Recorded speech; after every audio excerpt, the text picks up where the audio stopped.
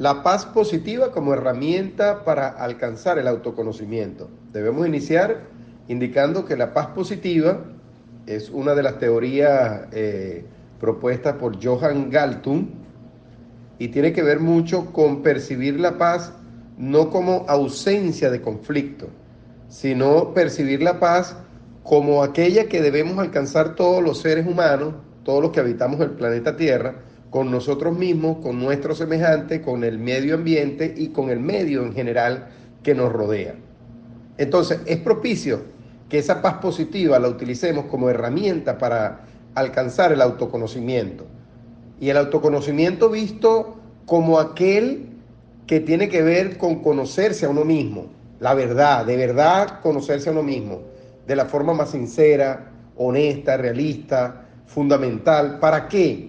Para mejorar el bienestar emocional. Eso es uno de los puntos fuertes de la inteligencia emocional y es clave para el desarrollo personal. Entonces, el autoconocimiento debemos verlo como la capacidad de introspección que tiene una persona para conocer en profundidad sus emociones, qué cualidades tiene, cuáles son sus defectos, sus limitaciones, las aficiones, las fortalezas. En general, pues es un punto de partida para mejorar el bienestar emocional porque nos permite descubrir las motivaciones y las situaciones que nos generan mayor felicidad. Entonces, si el autoconocimiento es eso, entonces la paz positiva es parte del autoconocimiento. Si tenemos autoconocimiento, por supuesto que podemos alcanzar la paz positiva y viceversa. ¿Cuáles tipos de autoconocimiento tenemos que tener claro en la vida?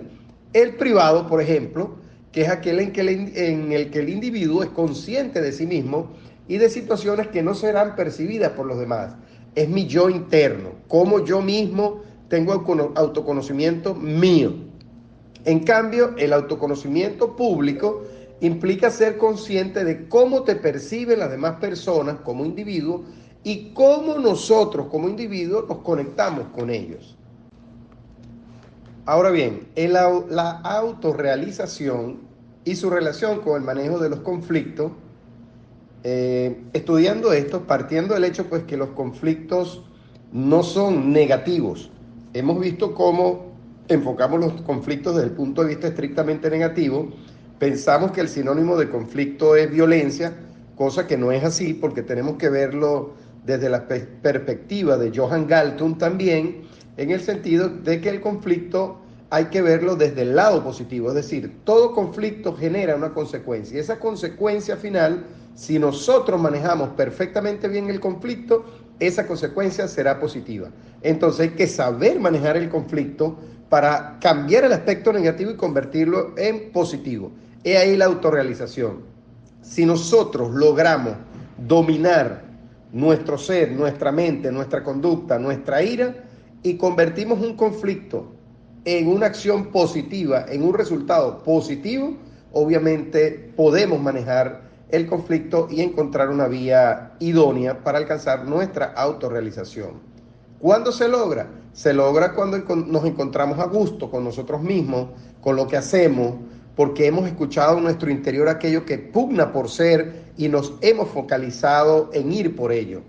Cuando logramos los objetivos, aspiraciones que alguien tiene en mente, cuando se consigue, se obtiene una gran satisfacción por todo lo que hemos obtenido durante ese proceso, cuando hay satisfacción de haber alcanzado y cumplido una o más metas personales que forman parte del desarrollo y potencial humano, allí hay autorrealización.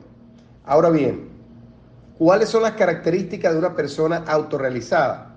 Bueno, la continua frescura de la apreciación de la realidad, la aceptación de lo que sucede en su entorno, de lo que sucede con él mismo, que sea auténtico, sin fachadas, sin blancos y negros, que exista ecuanimidad en su actuación, que tenga un propósito de vida, un plan de vida, que la percepción de la realidad sea realmente eficiente, que el componente del humanitarismo esté presente siempre en su alma, cuerpo, espíritu, corazón, y por supuesto que existan experiencias pico, es decir, que tengamos experiencias que no se conviertan en el moldeador de nuestra vida, sino que podamos moldear esas experiencias de acuerdo a nuestro entorno, de acuerdo a cómo vemos a los demás y cómo los demás nos ven a nosotros.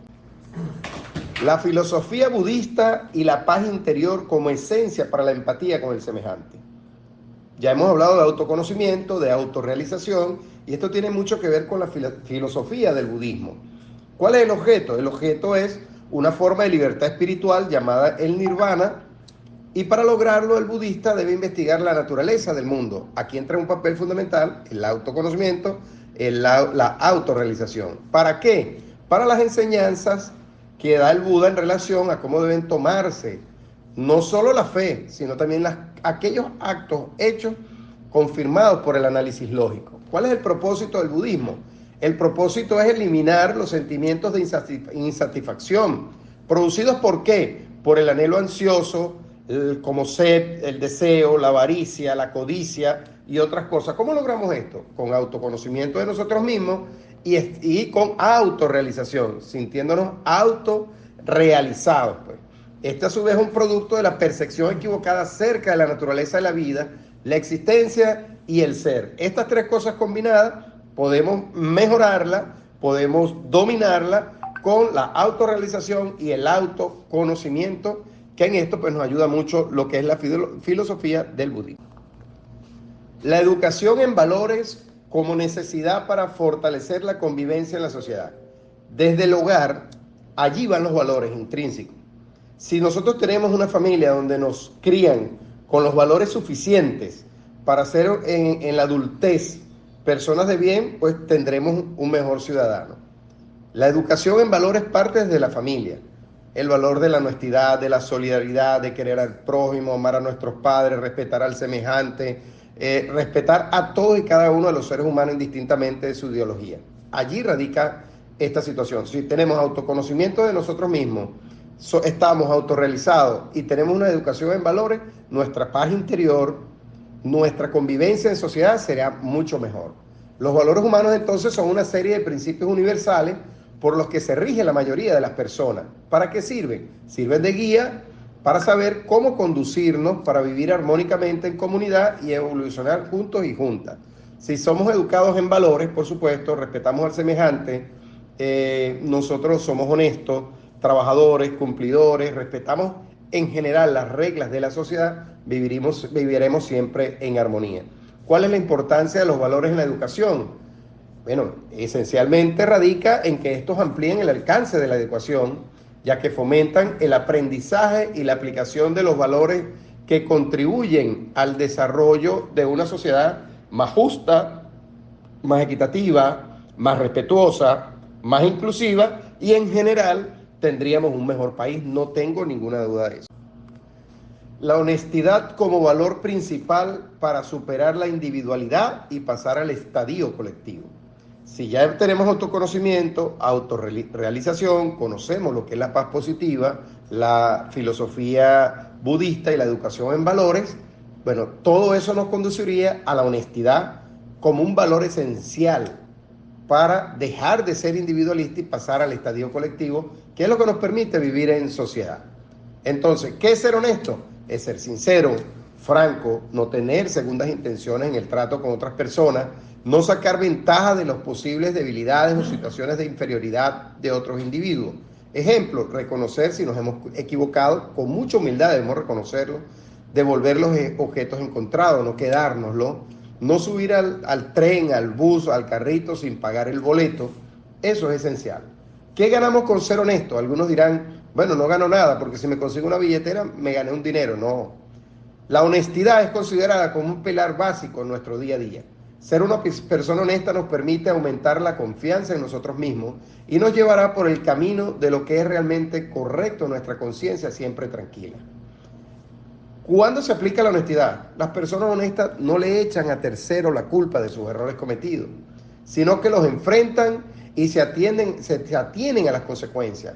Un individuo honesto no acepta compromisos ni laborales, ni afectivos, ni amorosos, ni de trabajo, absolutamente ningún tipo de compromiso si no está comprometido con asumirlo y desempeñarlo a plenitud. Así que no podemos asumir un compromiso sabiendo de que alguno de ellos no podremos cumplir o no tenemos la intención de cumplirlo.